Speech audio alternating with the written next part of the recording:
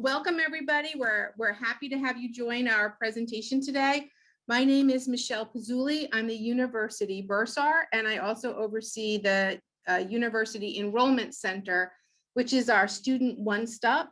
And I'm joined today by Amy Jones, our Assistant Director of Financial Aid, who will be covering, she and I are going to be tag teaming. So it isn't like I'm going to talk and then she's going to talk, but we're thankful to be invited today. We understand that everybody's on mute, and we purposefully designed our presentation to allow for time for questions at the end. We also have a lot of helpful resources that we've made available. So Shelley will be posting into the chat 2 very helpful links. One of the links is our cost of attendance worksheet, which we will be discussing at great length this afternoon. And the other is a terrific document called Quicklinks. And we've taken the liberty of putting together a list of all these great resources and put it onto one sheet for both students and families as they navigate the many processes of coming to school, paying for school, getting themselves all set up and ready to go. Michelle, I just want to give a highlight that I have put both of those links into the chat. So Great, all of our thank you. attendees should be able to reach those. Okay, perfect. That is terrific. So I'm going to let Amy do a little bit of the first couple of slides, and then we're going to tag team back and forth. But we encourage you to enter your questions as we go along. Even if we're going to cover it later, it's better for you to put those questions out there so that so that they're not missed or overlooked. And we want to make sure that we make this as beneficial for you all as we can. All right, so here we go. Navigating finances as a freshman.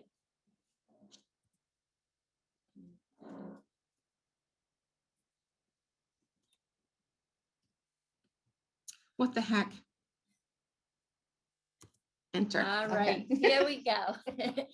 So again, Shelley has been kind enough to post all of our quick links. So it will give you our information, but just so you know, the Financial Aid Office, the Bursar's office, and the University Enrollment Center, all of our email addresses are listed. And here it is, the cost of attendance worksheet. This is a fabulous online tool. It does allow you to plug in, tuition and fees and your financial aid award letter, and it does the math for us. So we think it's a great tool for students and families to use. So it is posted, as everyone knows, but we wanted to call it out again. So here's a question. Have you completed your FAFSA? If you have, great job. Hopefully you've seen your financial aid award letter. If not, there is still time for you to apply. So please go to the website listed and apply for financial aid. Were you selected for verification? If you were, please make sure you're completing the requirements. If not, no action is needed at that time. Did you complete a FERPA? What's a FERPA? What that is, it's a form that the student must fill out in order to designate a parent, an aunt, a caregiver to call on his or her behalf. Now, I know Michelle's going to probably talk as well.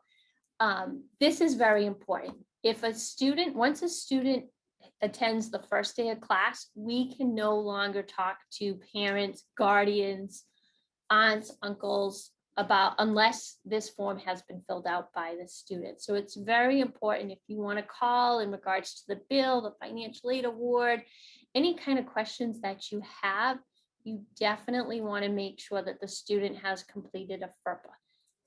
Did you want to add anything? So the only pearl of wisdom that I would like to add is that your student needs to fill it out. Your student will send it to the registrar's office. The registrar's office will coordinate the approval directly with the student. So there's no option for parents to bypass this cycle. Once it's approved, it gets loaded into the system so that we can see.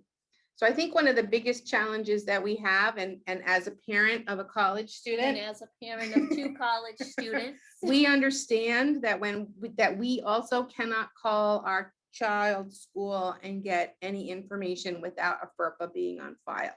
So if you do this once and you get it done right now, you're good for your student's entire UMass Dartmouth tenure, and it's all set. The only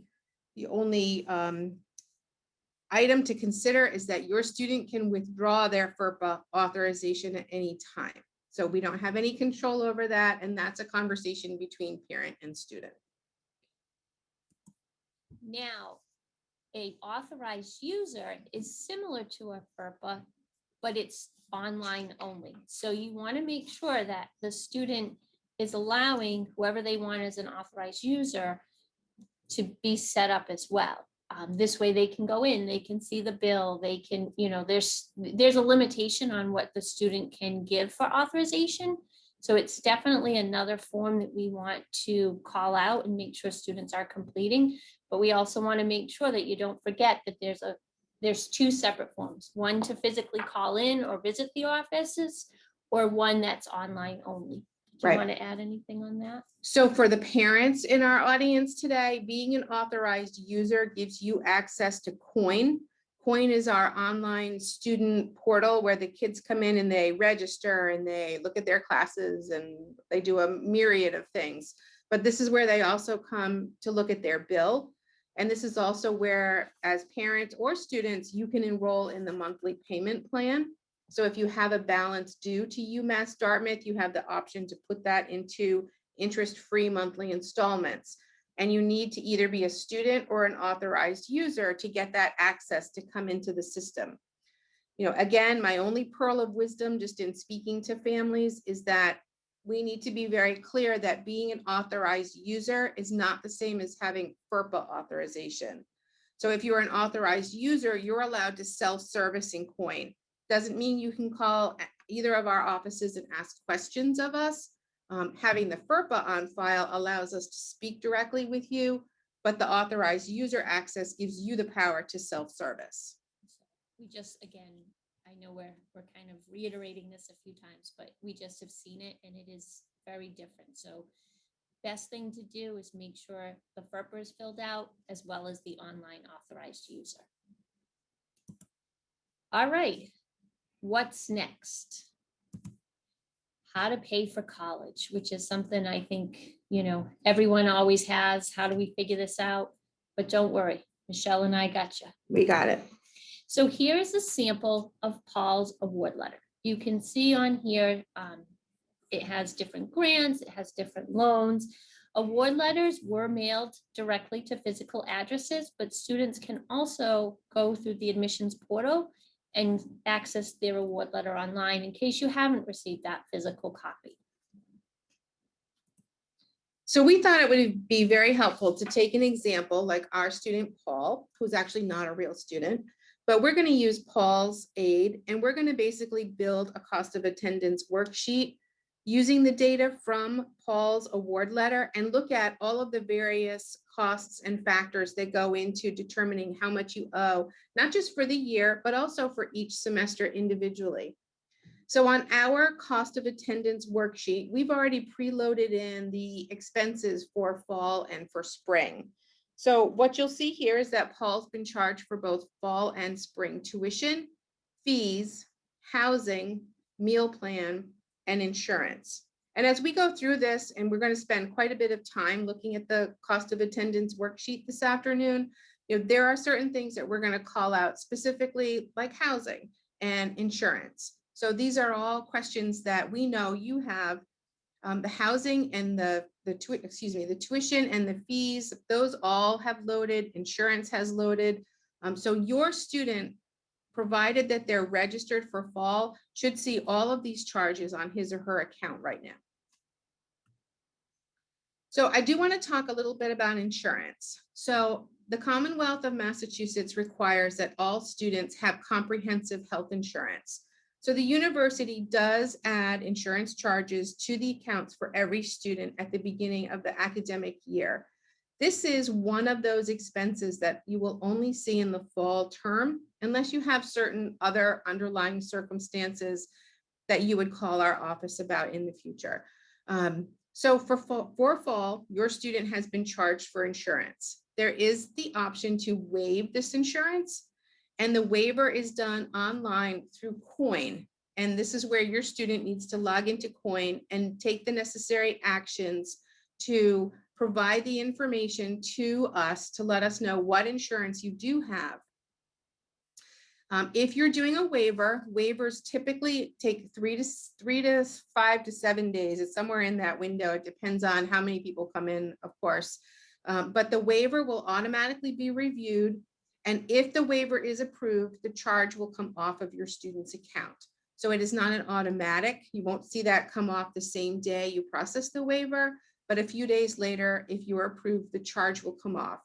If there are any questions or issues with the insurance waiver that you submitted, your student will be contacted directly. So not to get off topic, but I think it's very important that students monitor their UMass Dartmouth email every day, starting now. So your student will always be communicated by my office and by financial aid to their UMass Dartmouth email address. So your Gmail or your Outlook, we're no longer using that. Any communications from our office go out to the university's email. But to come back on track to insurance, you don't have to waive the insurance. Your student can retain the insurance, and the insurance covers your student for the whole year, August 1 to July 31. The only exception to insurance are students who are solely registered for online courses. So that does not normally pertain to freshmen or first-year students, but we do like to just put it out there so that everyone is aware. Michelle? Yes. I just wanted to point out there was a question posed, and I apologize, it's before Okay. the health insurance, I think. Once you complete authorized user, how do you know if it's active, or is there a next step?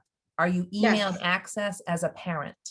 Yes. So once the student enrolls the parent as an authorized user, the parent will get an email with authorized user access link, and the student has to share with the parent what the password is.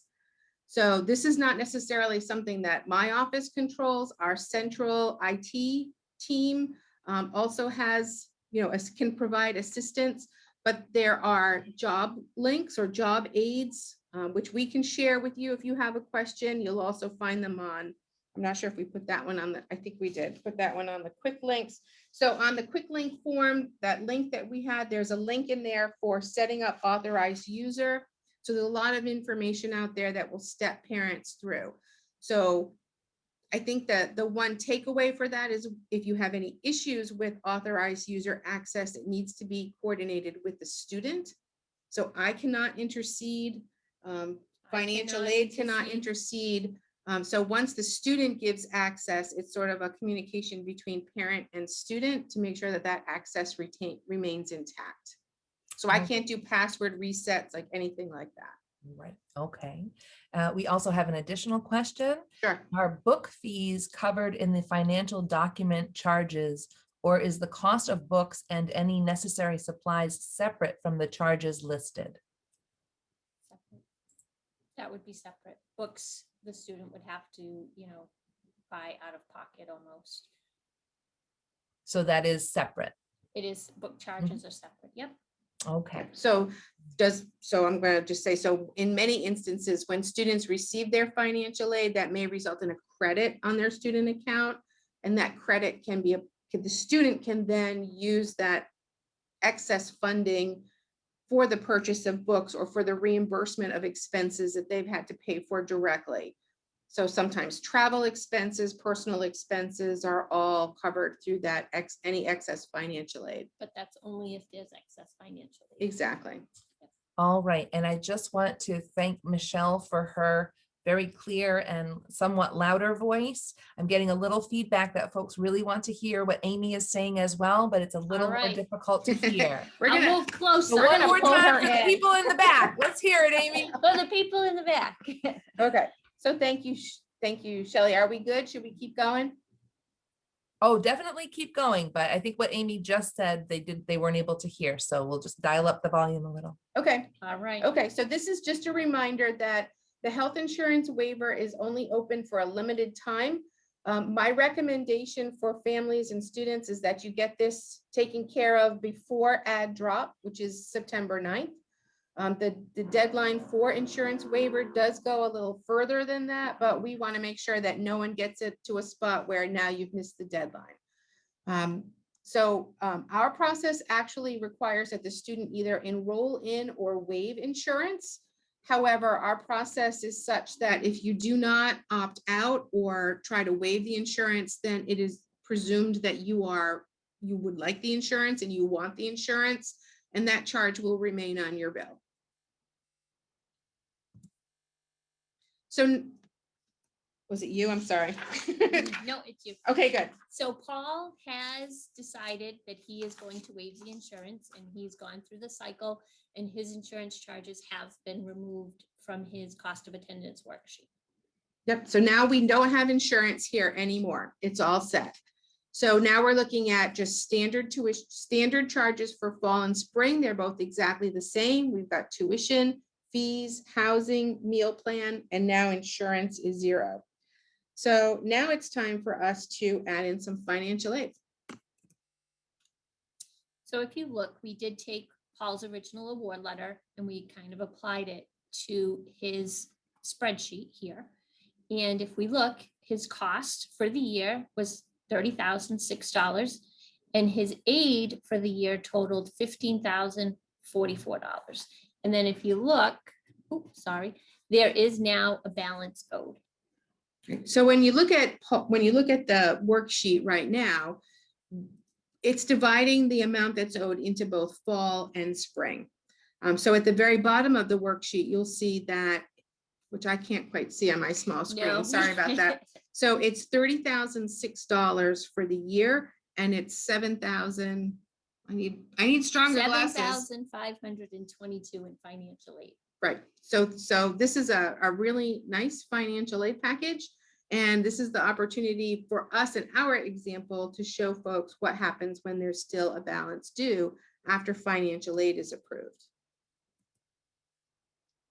So many of our students bring outside scholarships to campus, and that is awesome. So outside scholarships could come from where they work this summer. If they work at McDonald's or Target or Home Depot and they make a scholarship option for students, your student may have received an outside scholarship as an award for their senior awards night as they separated from high school. So this is basically a form of financial aid that your student received that didn't come from our office. So it's not considered UMass Dartmouth financial aid. So we will give you credit for that. We just need to know that you have it forthcoming. So copies of any award letters that your student received need to be sent to both financial aid and the Bursar's office. The checks themselves should come to the Bursar's office, and we typically see the checks made payable to both the student and the school. So when your student drops that check off, we'll make sure that your student signs the back of the check. They endorse it over to UMass Dartmouth so that we can cash that check on their behalf. I think it's important for families to understand, however, that these outside scholarships are considered financial aid and may cause the student's financial aid package to be reviewed and potentially adjusted.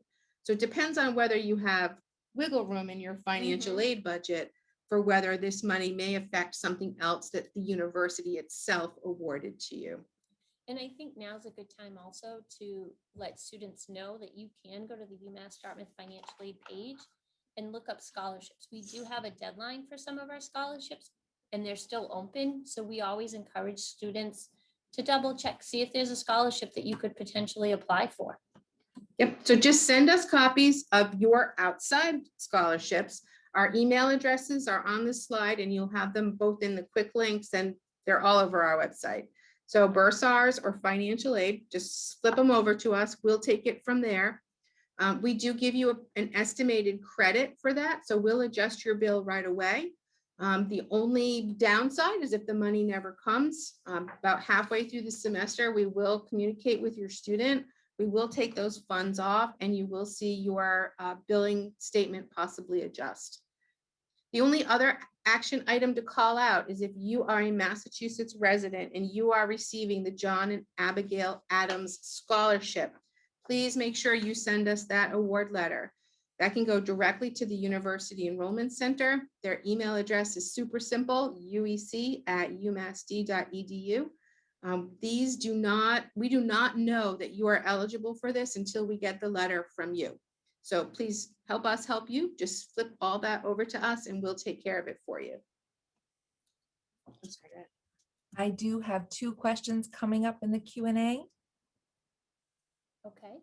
We're ready. All right. There's a follow-up to the book charge question.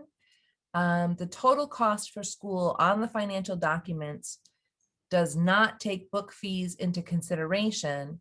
It is a separate charge entirely, ? And when should we start searching buying his books? So books, we don't know what classes your student is taking, and we don't know what books your student needs. So book estimates are normally provided by admissions as a flat estimate of, and I think it was anywhere from $500 to $1,000, depending upon the types of classes that you're taking, and that could vary from semester to semester.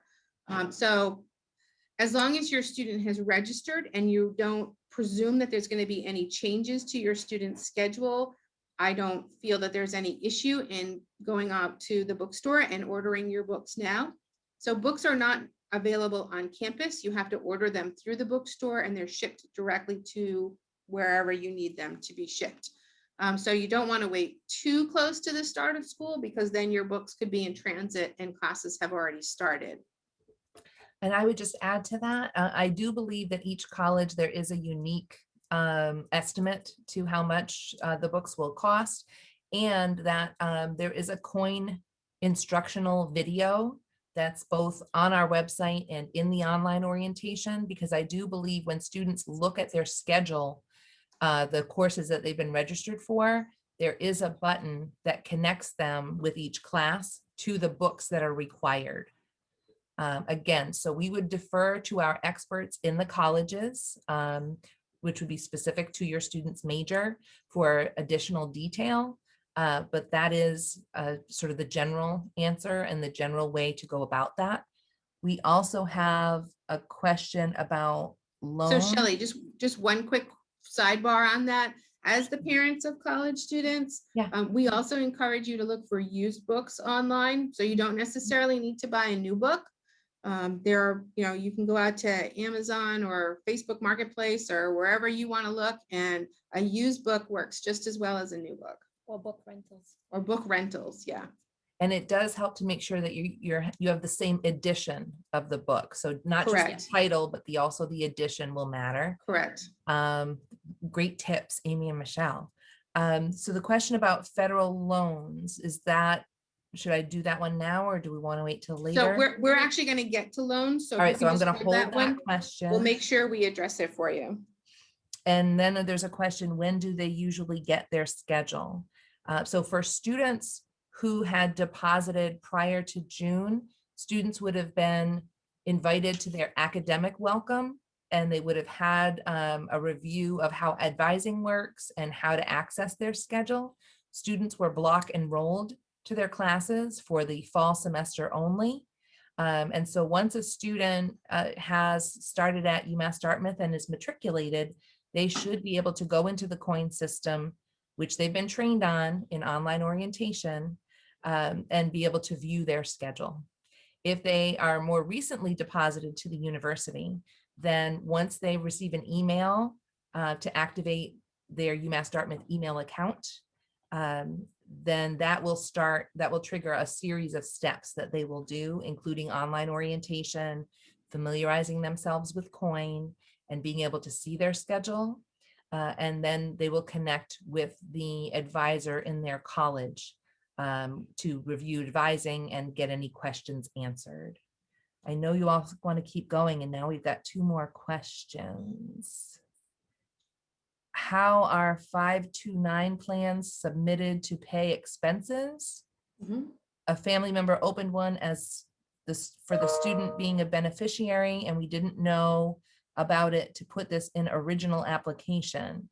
How do we submit this information? So to us, a 529 plan is like any other direct payment that you would make on the student's account. So bills for fall were released a week or so ago. So I encourage you to connect with your student, to log into Coin, to look at your account summary to see what's due, make the request from your 529 and get that payment sent into us. So to us, it doesn't matter whether the payment comes from the parent, a 529, financial aid, however it comes in, it's basically used to pay the bill. So we don't give any kind of pre-credit for 529 payments that are forthcoming. So you just want to make sure that you've requested this funding timely so that the payments are posted prior to the add drop date so that we make sure that your bill is clean and clear. All right, the next one is if there is excess money from the financial aid for tuition, can that money be transferred over to other expenses such as for the residence hall? Yes, and we'll talk about that as part of That's this coming. presentation. All right, Yes. and then the last one, if books are ordered online, can we pick them up at the bookstore? I believe that the books are shipped, so they would be either shipped to your student's UMass Dartmouth address, or to home, or to whatever location. There are, ironically, no books in the bookstore per se, as far as academics. They are all shipped directly. And I can put the email for our campus store in the chat to assist. Sorry to ruin your flow there, Michelle and Amy. I know you have lots to cover that will That's probably okay. answer these questions. Especially, I did see your question about loans, family member, and that is coming up soon. Mhm. Okay, so here we've talked about outside scholarship. So the purpose of this slide is to show you that we added in an outside scholarship into the actual calculation here, so that the outside scholarship is now represented in the balance due. So now we're going to talk about the stuff that everybody wants to talk about. So how do I do this? So the new balance for the year, because we have all of our charges, we took off in health insurance. We have all of our financial aid applied, and we were notified of an outside scholarship. So what that balance comes to is a full year balance of $12,962. That basically gets broken out into two buckets. So there's a bucket for housing because housing in Balsam and Spruce is not billed by UMass Dartmouth. The housing for Balsam and Spruce is billed by the housing complex directly. And there is yet another separate portal for you or your student to log into to make your payments for housing. So in this particular example, there is no excess money. So what we're looking at right now is a balance due to both UMass Dartmouth and Balsam and Spruce. So there's the full year amount, and then there's the fall only portion. The reason why we wanted to start with the full year amount is because there is the option for parents and students to look at other loans besides federal loans. And when you do that, you are actually looking at the amount you owe for the full academic year. And we are going to talk about loans a little bit later on, but wanted to call out why we've broken it down this way, because sometimes, depending upon your funding vehicle, you have to look at the costs for the year and not just for one semester. So here in our example, for fall only, the balance of $5,053.50 is due to Balsam and Spruce for first year fall housing, and the balance due to UMass Dartmouth is $1,427.50. The grand total is $64.81. So the question is, how are we going to pay this $64.81? So in your financial aid award, you may have been awarded federal direct loans. So federal direct loans are, as parents, again, they are a great option for both the parents and the students. But in this juncture, we're talking just about the student loans. In order for these loans to disperse, your student must complete entrance counseling and must sign the master promissory note. It's referred to as an MPN.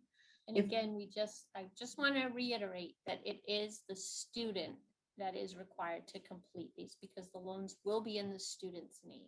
Correct. So we have those same kind of prompts for you here. If your student has not completed the master promissory note, they're going to go out to studentaid.gov If they have not completed their entrance counseling, same address, studentaid.gov. And on that very simple email address, it's very clear to see where you go to do your MPN or where you go to do your entrance counseling. So at some point, much like the outside scholarships, at some point during the semester, if the MPN has not been signed and the entrance counseling has not been completed, these loans will come off of your student account and your bill will change. And for those of you who are utilizing the payment plan in order to pay your any charges that are due to UMass Dartmouth directly, your payment plan balance will go up and your payments will go up to represent the shortfall that was being covered by these loans. So we really encourage you to stay on top of your student to make sure that they are doing what they need to do in order to do their portion of getting the bill paid on time. And also, just one quick Yeah. thing. These two requirements will show on the student's coin account as a to-do list item. So it will be a reminder to the student in coin, you still need to do this. And until it's complete, it will stay there as a reminder for the student. Mm-hmm. So I threw up this last little transition here with the asterisk at the bottom here about financial aid authorization. So if your financial aid award and your outside scholarships and the way that your account looks today, if you have a credit for the funding that's due to UMass Dartmouth, then yes, we can help transition those funds to pay the balsam and spruce balance. When your student signed the housing contract, there was an allocation or an election that they had to make to have any financial aid credits pay housing charges. And we have to have that authorization on file before we can move money, especially financial aid money, from the student's account to any other entity. So if you are not sure that that election was made on your housing contract, we recommend that you connect with residential housing or the balsam and spruce manager, Nachel Mata, and you make sure that you have that election completed. We just recommend that everyone sign it because you never know if you'll be in a position where you'll have a credit balance that we need to pay for you. But this way, you know that you're covered in, at least for this year, when your student is in balsam and spruce, we'll carry as much of the heavy burden for you as we can. Oh, and there, I talked ahead of myself. So the housing, I did mention earlier that there is a separate portal for balsam and spruce charges. The balsam and spruce has also already billed students for housing. So you should have the information already sent to you. You do have until August 1st to change your selection. So this is the time right now to be looking at all of this and making any changes that you need. So our offices don't handle the actual processing portion of that election that students make regarding forwarding financial aid, but either residential life housing office can help you or the folks over in Balsam and Spruce can help you.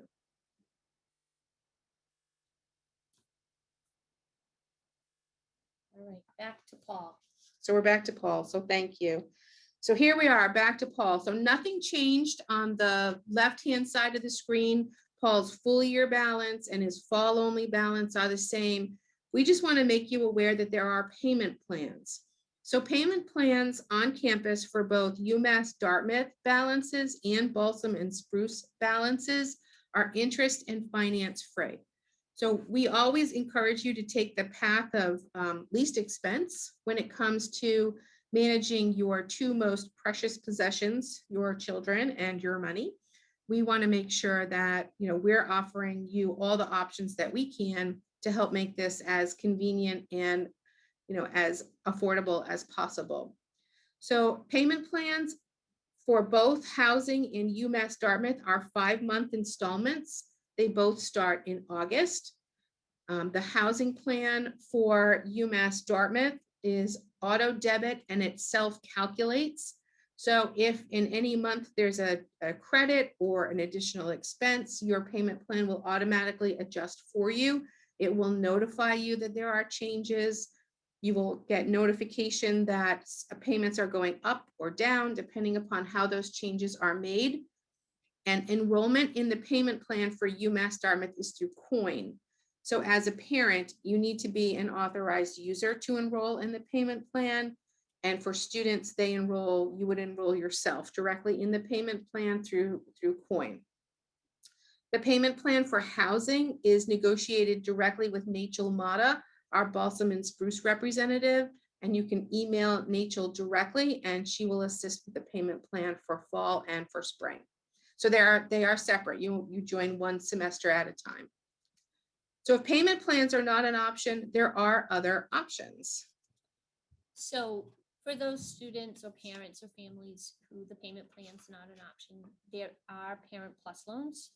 That is a federal direct loan. It is a loan that the parent would take out. They would need to go to the website using their FSA ID and complete the loan application. Now, the way that works is typically the parent will know instantaneously if they're approved or not. Then that information has to come over to our office and then be processed and put on the student's account. That can take, depending on the time of year, as little as 3 business days to as long as 2 weeks. So please be patient. But if you have questions about your loan, or if we've received it, you can always reach out to the financial aid office and just ask us, and we're always there to help. Now, maybe a Parent Plus loan isn't something that you're interested in.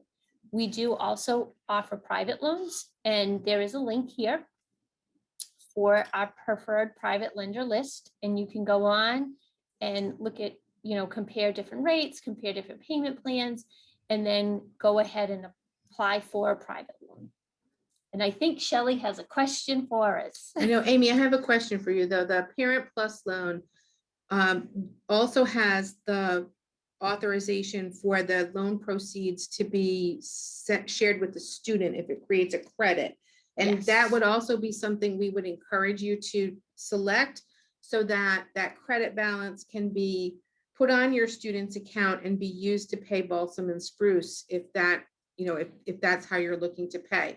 Otherwise, we will refund you the Plus loan money and you would be responsible for paying Balsam and Spruce. And that's why, it is definitely up to the student and the parents, but sometimes filling out that authorization form, allowing us to seamlessly make things work will help. So we can take that refund amount and put it right to the Balsam and Spruce credit, which nobody has to worry about students with checks and making sure they get delivered. We do that for you. All right, should I jump into the questions? Go right ahead. All right. If you choose not to take a federal loan that was part of the financial aid offer, do you have to let anyone know you are not taking it? You can actually, the student can go into their Coin account and decline the loans if that's what they choose to. We do recommend that students look at their bill, look at the loans, the balance owed, and make sure that they're making the right decision, but the student can decline the loan through Coin. Right, because otherwise it will sit on their bill until we take it off due to non-action, and that's very late. And the other thing too is a lot of times students will decline the loan and they haven't looked at the full picture, and then they have a balance due, but they need the loans back, which we can reinstate, but we recommend that the student do their research first and make sure that they do not want those loans before they decline them. Absolutely. All right. And then another question related, can federal direct loans be used in subsequent years, or must the loans be distributed throughout all 4 years? So students are awarded based off of the academic year. So if a student, say, just as an example, received a loan for $5,000 for this full year and they only use $3,000, we can't take the remaining $2,000 and apply it to a future year. We can reduce the loan, but we can't take the additional funds and apply it going forward. So kind of the maximum amount of loans you get for the year is typically per federal regulations, the amount that you can receive. All right, and then we have, can I apply for the Parent Plus loan and cover all tuition costs and pay for both semesters at once? Do you recommend Yes. Parent Plus loans or personal loans? We don't make a recommendation. It is truly up to the parent and their own personal finances. But you can take out a private loan for the full year, and you can take out the plus loan for the full year. And that's why one of the reasons for Paul's example, we gave you the full year amount, because it just makes it easier as parents, I think, to go on, apply once for the loan and let it know that I'm covered for the full year. And I don't have to remember in January that I have to do something again after the holidays. Right, and for the most part, if you didn't know, you would presume that the amount that is being requested in the loan is a full year amount, and it would be divided evenly between fall and spring. So the norm is that you apply for the amount for the whole year, and we take that amount and we divide it in half. So if you only applied for $7,000 and you didn't communicate with us that you really just wanted a fall only loan, we'd only give you credit for $3,500 for fall. And then the 3,500 would be for spring. Correct. All right, and then the original loan question that we got before we got to loans, how do we obtain federal loan, direct subsidized and direct unsubsidized information? It is listed as estimated aid on our statement, but we have not received any specific information about these loans from the lender. So studentaid.gov, that's where you want to go to complete the entrance counseling and the master promissory note. Once the loans disperse, that is typically when you'll find out who the loan servicer will be going forward. And that's who you would make payments to when you're paying back the loans. Right.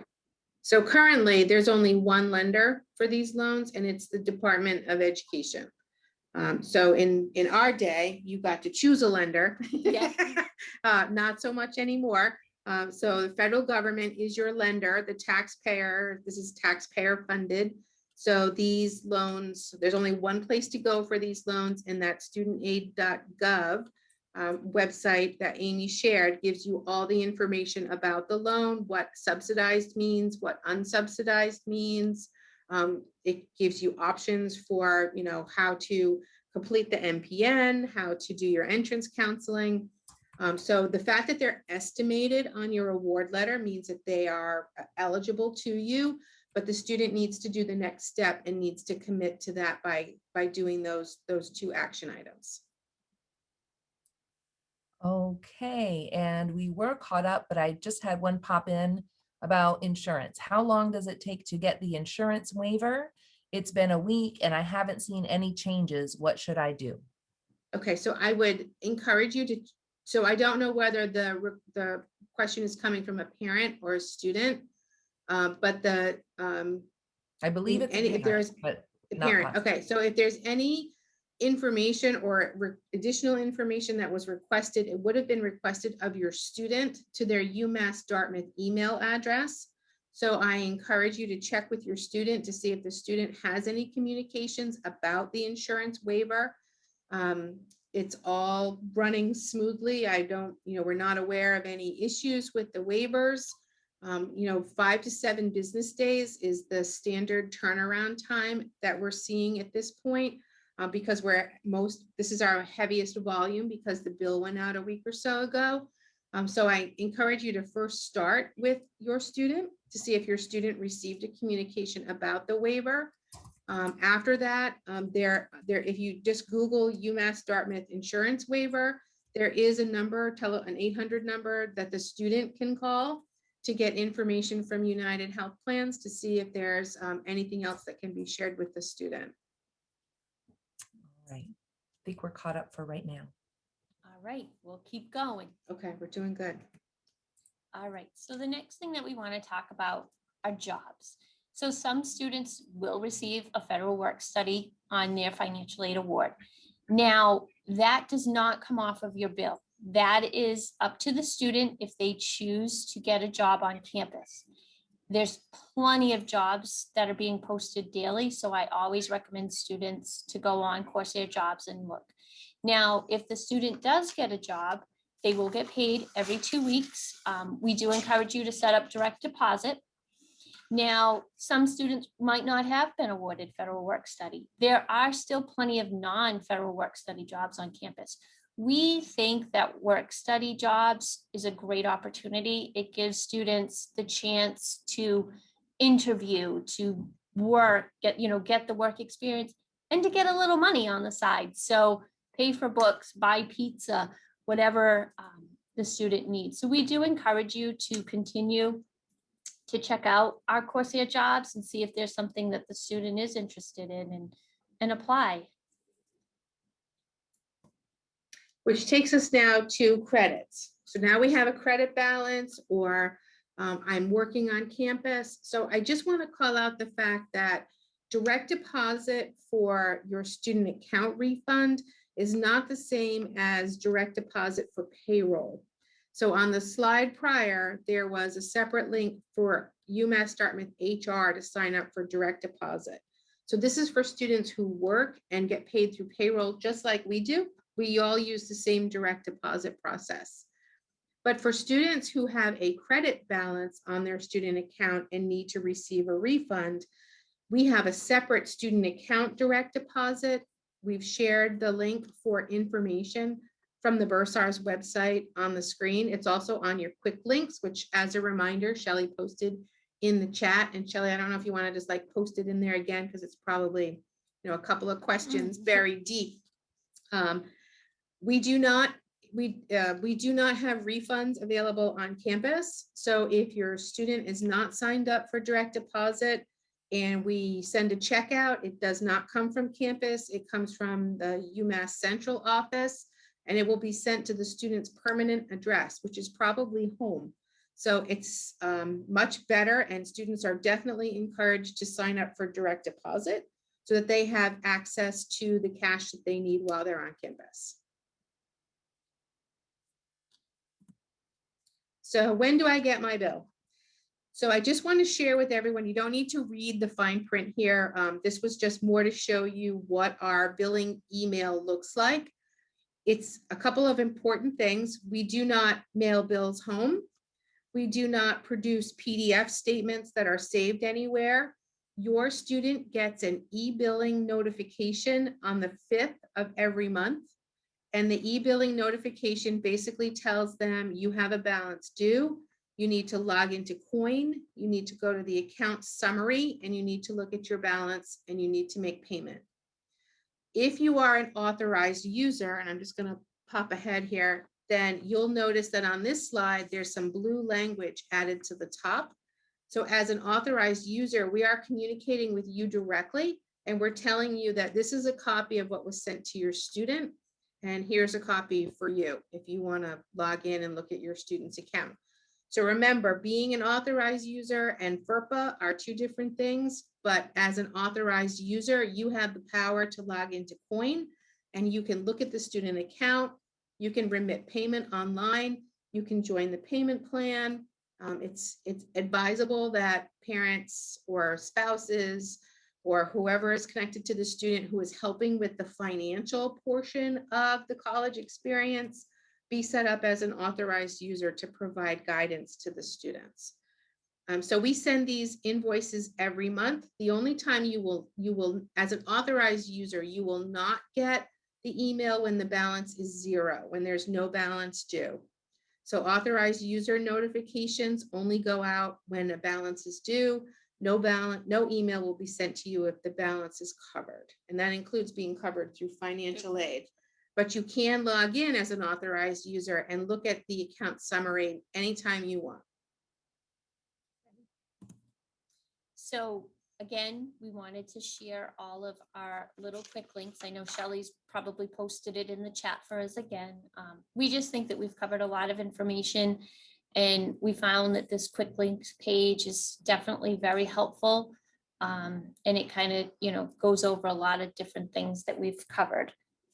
So we suggest printing it and putting it on the fridge, right? Because Right. You'll be like, oh my gosh, how do I do that? Oh, here it is right here, handy. And then we just wanted again to share our contact information. So financial aid services, financial aid at umassd.edu, 508-999-8935. Yep, so the bursar's office, so I think too, it might be a little helpful if we just sort of indicate like who does what. So my office would just be able to assist you with your financial aid portion. So if you have questions about your loans, or if you have a Pell Grant or anything like that, we can only discuss with you financial aid. Right, so the bursar's office can help you with those outside scholarships, any documentation that you need to share with us. Now, our office is responsible for billing and sending out the e-billing notifications, making sure that all your charges are posted and accurate and correct. But we actually have a one-stop center called the University Enrollment Center. And this is where your students go for help on all of these fronts. So if they need help paying their bill, or they have a question about registering for a class, or they want to just check on, the status of their financial aid, the one-stop, the UEC as a one-stop is really the first stop for any questions that you may have, and they will then direct you if they need to send you to another office. So we encourage you to use the University Enrollment Center, send them an email, give them a phone call. They're terrific. They're very expedient, and they'll definitely get you pointed in the right direction. And now, Shelley, give us the questions. Yeah, lay it on us. Right. Okay. Well, first we have a helpful comment regarding the person saying that they hadn't heard if their waiver was accepted. A fellow family member has said, this might help the other parent. My son got an email saying the waiver was accepted. So Great. Thank you for sharing that. I love the connection and support we're having already among our family members. The next thing is, where can you send a check for tuition? So checks for tuition are sent to the University Enrollment Center. So if you go to the UEC website, you'll see all of that information. We actually prefer that you pay online. So as an authorized user, you can log in and set up your payment preference. You can remit payment online anytime you like, and it will immediately credit your student account. So especially with what we've been through in the last year, where we've had limited staffing on campus, we were really thrilled to see the UMass Dartmouth community adapt to more online resources, and we encourage you to do the same. Okay, and then we've got, how does my student set up direct deposit? I don't feel like I see it on the forms link. I believe that's because it's done in coin, but you're the experts. Right, so the Quicklinks is actually going to take you to a job aid, which will direct how to set that up in coin. So the student can go into coin and can add all of their banking information, and they can always shoot the UEC a quick email to double check that they see it set up. But once it's very simple,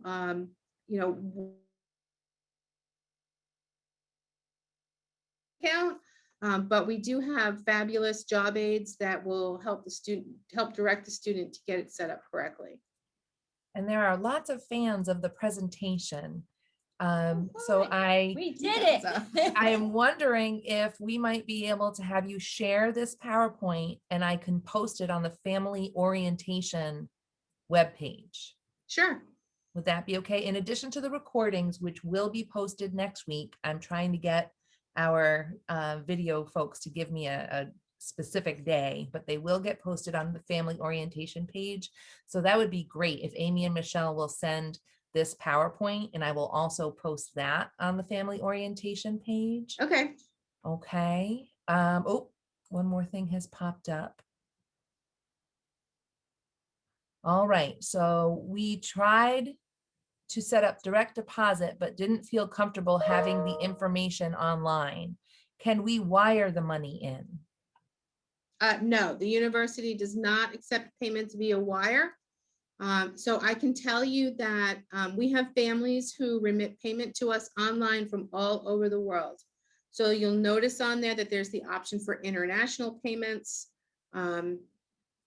I can assure you that it is safe and secure. The UMass system has invested, countless dollars and hours to make sure that our system is safe and secure.